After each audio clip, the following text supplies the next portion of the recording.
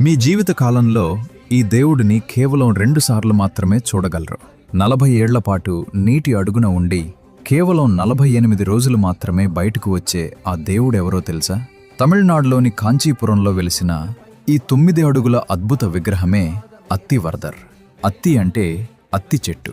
ఈ విగ్రహాన్ని అత్తి కర్రతో చెక్కడం వల్ల ఈయనకు ఆ పేరు వచ్చింది. అసలు వరదరాజ అంటే అర్థం తెలుసా?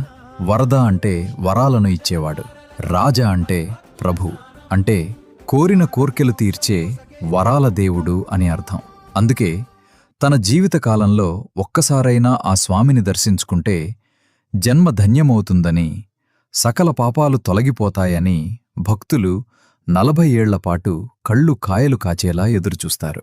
అయితే ఆయన్ని ఎందుకు 40 ఏళ్లపాటు కోనేరులోని నీటి అడుగున ఉంచుతారు? చారిత్రక కారణం. 16వ శతాబ్దంలో మొఘల్ దండయాత్రల వల్ల విగ్రహానికి ముప్పు ఏర్పడినప్పుడు ఆపద నుండి కాపాడటానికి విగ్రహాన్ని నీటి అడుగున దాచిపెట్టారు. ఆ తర్వాత ఆ ప్రదేశం మరుగున పడిపోయింది. 1709లో కోనేరు ఎండిపోయినప్పుడు విగ్రహం మళ్లీ బయటపడింది. దానికి గుర్తుగా అప్పటి నుండి 40 ఏళ్లకోసారి బయటకు తీస్తున్నారు. ఆధ్యాత్మిక కారణం.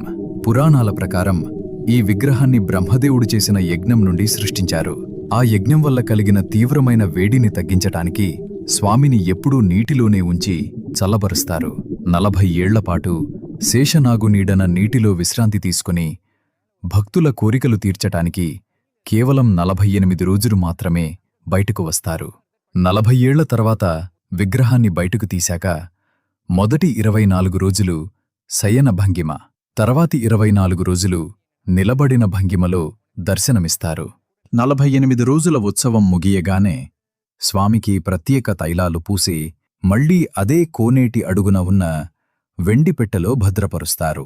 చివరిసారిగా స్వామి భక్తులకు దర్శనమిచ్చింది 2019 సంవత్సరంలో. మళ్లీ దర్శనం 2059లోనే. ఈ అద్భుతాన్ని మీ స్నేహితులకు కూడా షేర్ చెయ్యండి. ఓం నమో నారాయణాయ.